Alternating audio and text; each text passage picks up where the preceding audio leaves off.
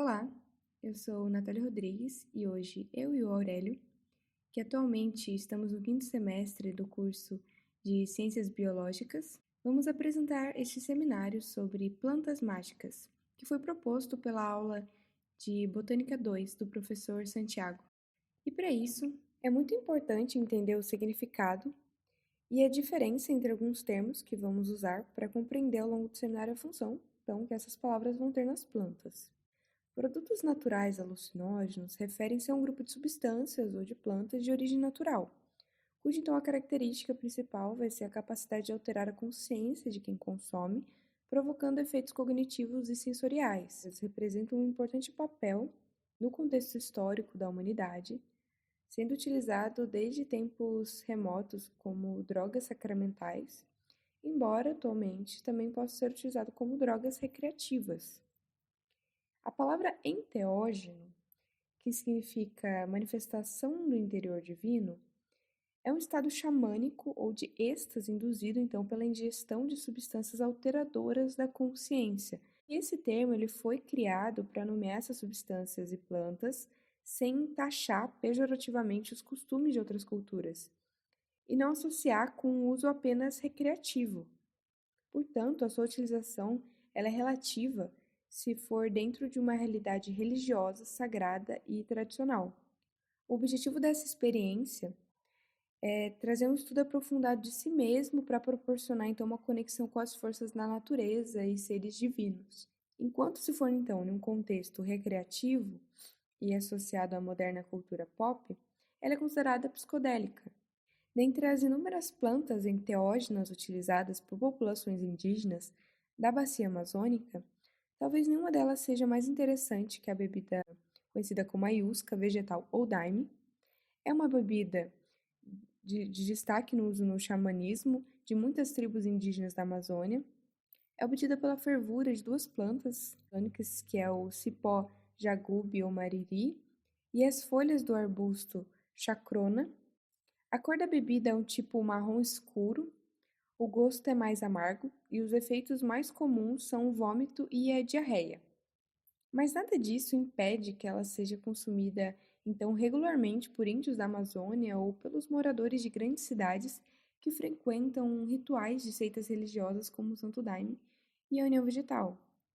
Essa alteração da consciência que essa bebida pode trazer levou até o Ministério da Saúde a proibir o uso do chá no início da década de 80, mas dois pareceres do Conselho Federal de Entorpecentes liberaram o consumo desde que sejam rituais religiosos.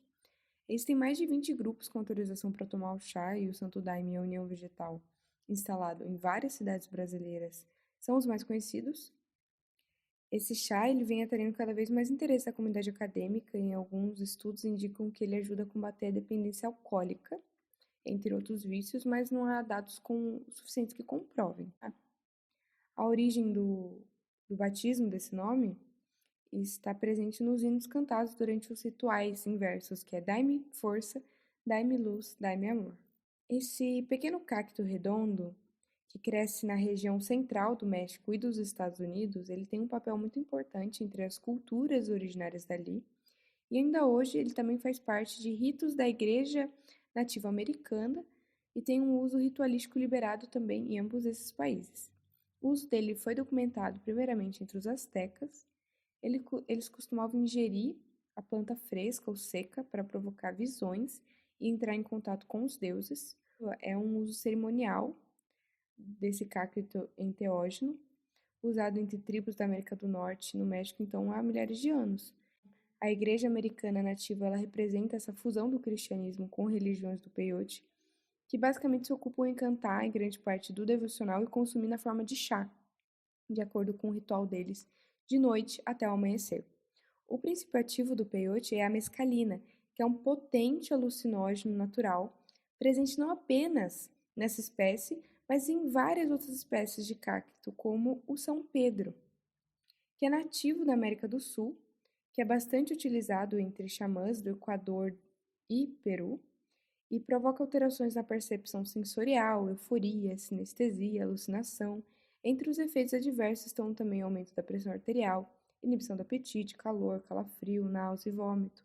São Pedro foi uma das plantas mágicas mais antigas da América do Sul, como provas arqueológicas do seu significado para culturas no norte do Peru há uns 1.300 anos antes de Cristo, um simbolismo tão especial relacionado também com o curanderismo. Esse nome, São Pedro, ele é mais recente e tem a ver com a procura, então, de legitimar o seu uso através do recurso de, então, aproximar com práticas do cristianismo, que a gente já viu isso até relacionado a outras plantas. A nível de curiosidade, tem esse livro, As Portas da Percepção. É um livro de 1954, escrito por Aldous Huxley, onde o autor ele fala da sua experiência alucinatória quando ele tomou a mescalina. Um livro até muito controverso para a época e até hoje. A xizosa é uma planta nativa do Cabo Oriental da África do Sul, também conhecida como raiz africana do sonho, onde é considerada pelo povo como uma planta sagrada. Os xizosas são um grupo étnico da África do Sul, e eles costumam ingerir então as raízes para estimular sonhos vívidos e proféticos. Elas são utilizadas em rituais de iniciação de xamãs e acredita-se que possibilitam então a comunicação com os ancestrais. As raízes elas são moídas até virarem pó, misturadas a águas e bebidas de manhã, de estômago vazio. Os efeitos eles são sentidos à noite, especialmente depois de adormecer. As flores elas abrem à noite e se fecham durante o dia e são muito perfumadas. Temos essa bela flor nascente às margens do rio Nilo, e os antigos egípcios já conheciam seu potencial adicionando a vinhos durante comemorações. Com efeitos então afrodisíacos, ela era associada às origens também da vida. Normalmente utilizadas em chás, os usuários diziam sentir tipo um aquecimento na cabeça e na parte de cima do corpo, além de um sentimento de calma que lembra os sonhos. Muitos a utilizam para aprimorar a meditação e há vários relatos que a flor induz então a sonhos lúcidos. A papoula é uma velha conhecida da humanidade. Os sumérios já a utilizavam no combate de insônia, constipação há uns 5.000 anos atrás e também a batizaram de planta da alegria. Ela é originária da Ásia Menor. A planta também é a base de extração de uma droga, que é o ópio. O ópio, ele vem da palavra grega que significa suco, e é obtido a partir da extração de uma substância então leitosa, presente no bulbo da papoula ainda verde, como vocês podem ver na imagem. Foi consumida livremente até o século XIX, uma vez que a substância é um sedativo e um tranquilizante potente, aliás, é dela que se extrai a morfina, além de eficaz no tratamento de diarreia, gota, diabetes, desinteria, tétano, sem citar os efeitos como euforia e sono lúcido também. Chegou também a ser motivo de guerra no século XIX, as chamadas Guerras do Ópio, que na verdade foram duas guerras, e o motivo pelo qual a China acabou cedendo Hong Kong para o Império Britânico, uma coisa muito importante historicamente, que envolvia então uma planta mágica. Hoje, o consumo de ópio é ilegal ao redor do mundo, e essa então é considerada uma droga altamente viciante e perigosa, sendo a papoula também a base para a fabricação de heroína. No entanto, em diversas partes do planeta ainda existe a produção e o consumo de ópio, continua sendo então tipo um problema grave social, principalmente no Afeganistão, que é o maior produtor de ópio para a fabricação de heroína. Aqui eu trouxe essa imagem que mostra um pouco como ela se produz, consequências mundiais, efeitos no organismo e mostra até a questão do Afeganistão. Uma das plantas mágicas mais utilizadas e conhecidas no mundo é a maconha, mesmo ela sendo proibida em grande parte dos países. Porém, é utilizada como planta ritualística por diversas culturas desde a antiguidade, existindo referências dela sendo uma planta sagrada em textos da religião hindu, que são datados entre 1500 e 1000 a.C. A planta é descrita como uma das 5 ervas sagradas devido a seus efeitos relaxantes e é associado a Shiva, um dos deuses supremos do hinduísmo.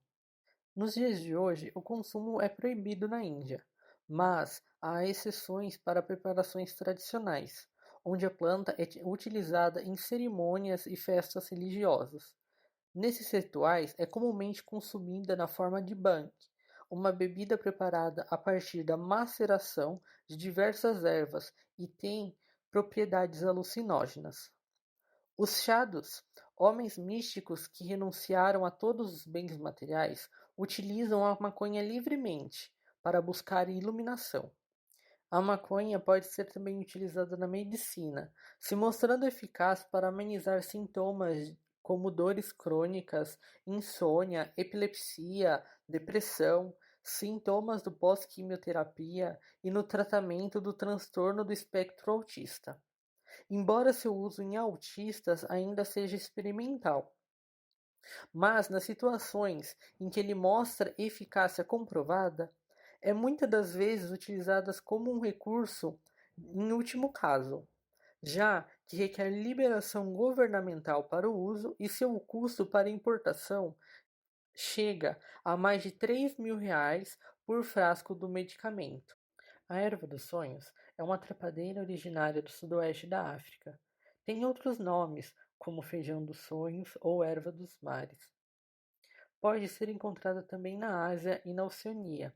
É utilizado em diversos países para o tratamento de doenças de pele, dor de dente, úlcera e outras doenças. É utilizado inclusive para o tratamento de crianças.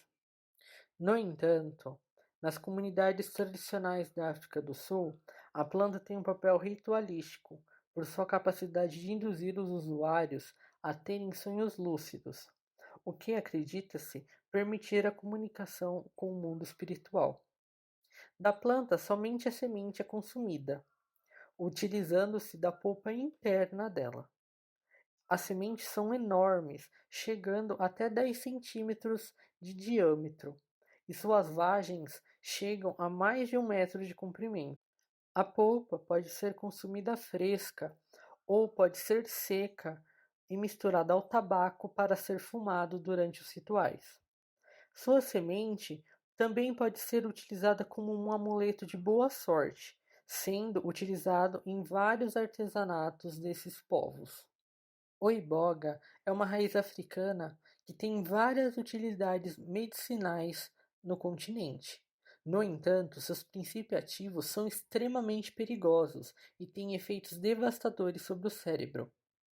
Seus usos variam desde o tratamento da depressão até a AIDS. Ela também pode ser utilizada para picada de cobra, impotência masculina, esterilidade feminina e também como um afrodisíaco.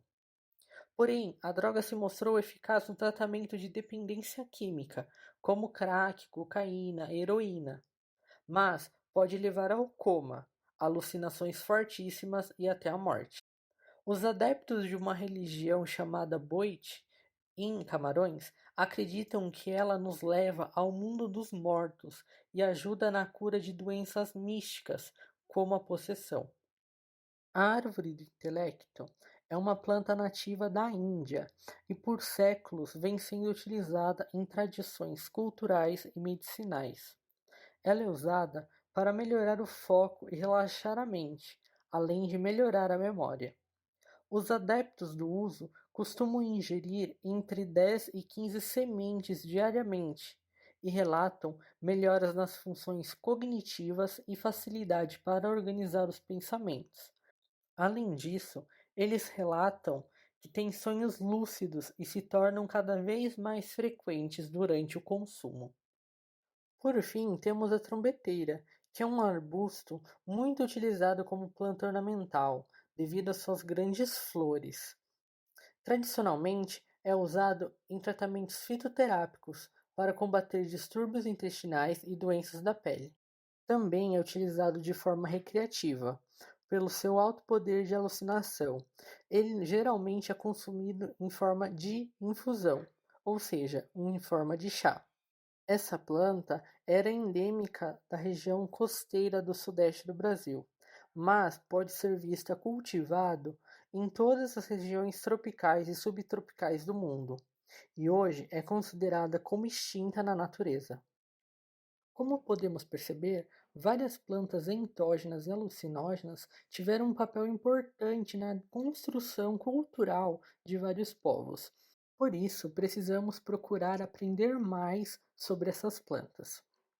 Bom, esse foi o nosso trabalho. Muito obrigado por assistir até aqui e essas são as referências que utilizamos.